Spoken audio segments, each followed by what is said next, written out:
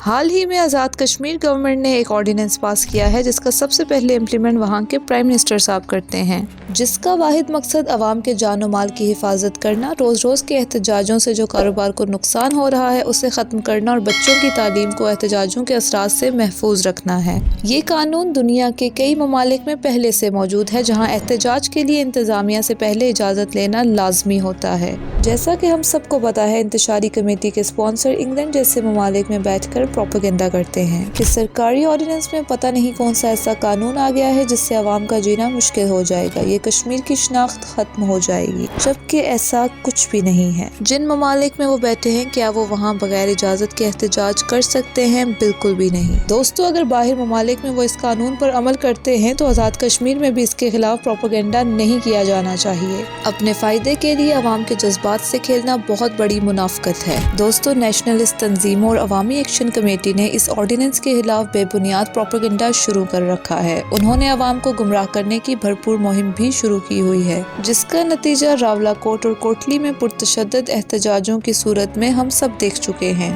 کوٹلی میں حالات اس قدر خراب ہو گئے کہ مظاہرین نے ایمبولینس تک کو نشانہ بنایا، جبکہ ایمبولینس پر جنگ کے دوران بھی حملہ کرنے کی اجازت نہیں ہوتی۔ ایک طرف یہ خود کو امن پسند کہتے ہیں، دوسری طرف سرخوں نے سرکاری املاک کو آگ لگا دی۔